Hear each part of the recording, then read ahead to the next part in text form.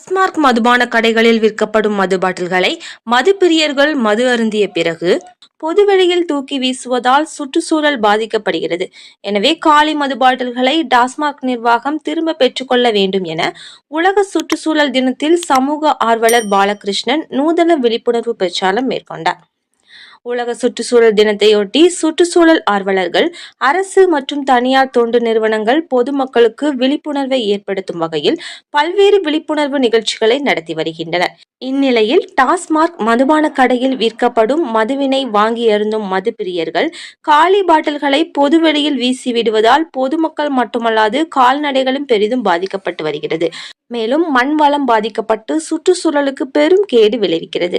இதனால் தமிழ்நாட்டில் நீலகிரி மற்றும் கன்னியாகுமரி உள்ளிட்ட ஒரு சில மாவட்டங்களில் காலி மது பாட்டில்களை டாஸ்மாக் நிறுவனம் திரும்ப பெற்று வருகிறது. அதேபோல் தூத்துக்குடி மற்றும் தமிழ்நாட்டின் அனைத்து மாவட்டங்களிலும் டாஸ்மாக் மதுபான கடைகள் மூலம் விற்கப்படும் மது பாட்டில்களை டாஸ்மாக் நிறுவனமே திரும்ப பெற்றுக்கொள்ள வேண்டும் என தூத்துக்குடியை சேர்ந்த சமூக ஆர்வலர் பாலகிருஷ்ணன் தூத்துக்குடி புதிய பேருந்து நிலையத்திற்கு அருகிலுள்ள டாஸ்மாக் மதுபான கடையின் முன்பு கழுத்தில் மது பாட்டில்களை மாலையாக தொங்கவிட்டபடி மரக்கன்றுகளை வைத்து விழிப்புணர்வு பிரச்சாரம் செய்தார். அப்பொழுது அங்கு மது வாங்க வந்த மது பிரியர்களுக்கு மரக்கன்றுகளை வழங்கியும் விழிப்புணர்வு ஏற்படுத்தினார். தொடர்ந்து அங்கு வந்த தூத்துக்குடி வடப்பாகம் போலீசார் பாலகிருஷ்ணனிடம் பேச்சுவார்த்தை நடத்தி அவரை அப்புறப்படுத்த முயன்றனர். அவர் மறுத்ததால் அவரை காவல் நிலையம் அழைத்து சென்று பின்னர் அறிவுரை கூறி அனுப்பி வைத்தனர். சமூக ஆர்வலர் பாலகிருஷ்ணன் தூத்துக்குடி மாநகரத்தில் பல முக்கிய சாலைகளின் நடுவில் அரளி செடிகளை தனது சொந்த செலவில் நட்டு பராமரித்து வருகிறார்.